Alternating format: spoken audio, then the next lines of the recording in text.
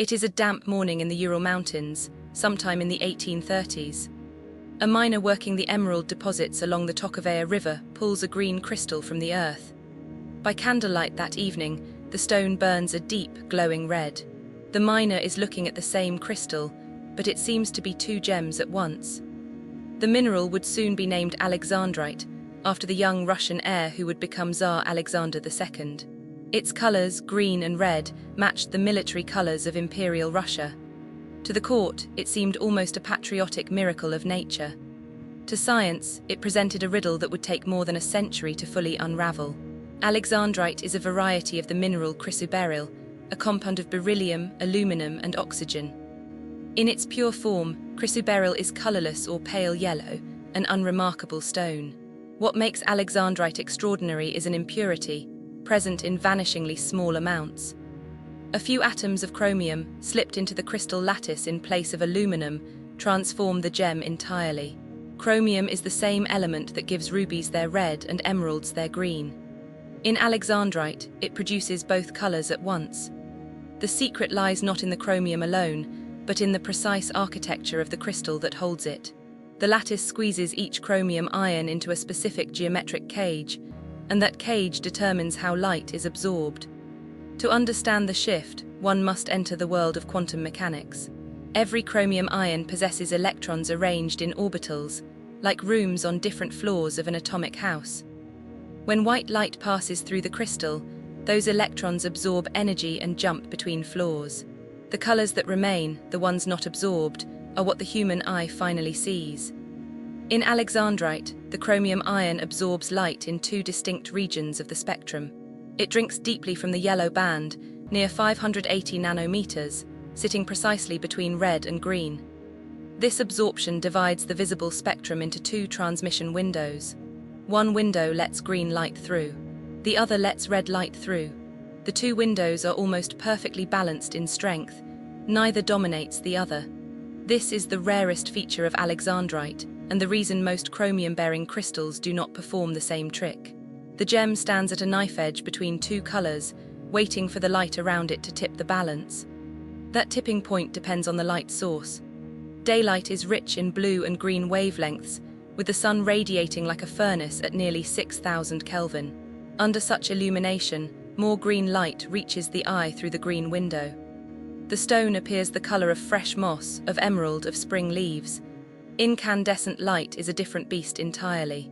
A tungsten filament glows at around 2,800 Kelvin, far cooler than the sun. Its spectrum is weighted heavily toward red and orange wavelengths, with comparatively little blue or green. Now the red window dominates. The same crystal blazes the color of raspberry, of claret, of glowing coal. This phenomenon has a formal name in mineralogy, the Alexandrite effect. It is not a trick of the gem itself, but a collaboration between three actors. The crystal provides the filter. The light source provides the spectrum. The human eye and brain complete the equation by interpreting what remains.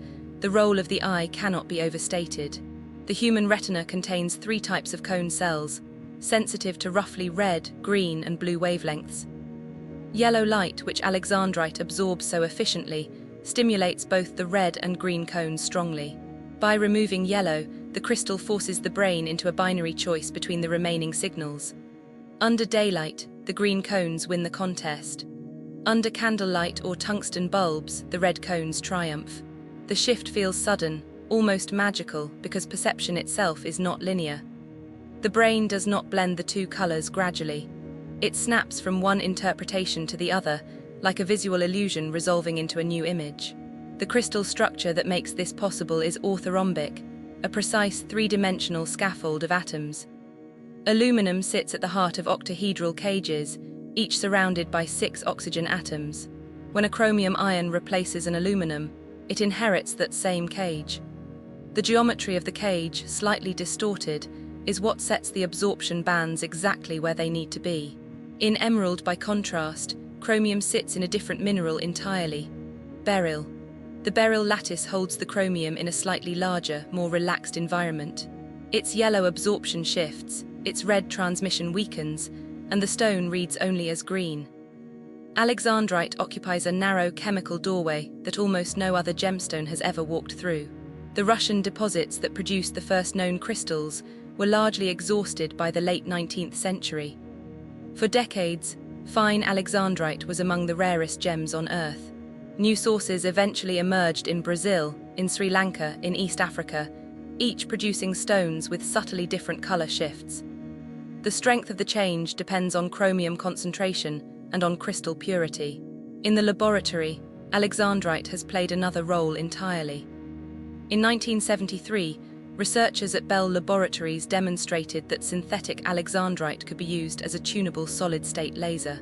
The same chromium ions that color the gem can be excited to emit coherent light. The crystal that dazzled the Russian court became a precision instrument in medicine and physics. Alexandrite lasers now treat vascular lesions, remove tattoos, and perform delicate surgical procedures. The wavelength they emit, around 755 nanometers in the near-infrared, is the direct descendant of those same electronic transitions inside the chromium ion. The physics that paints the stone green and red is the same physics that drives the beam.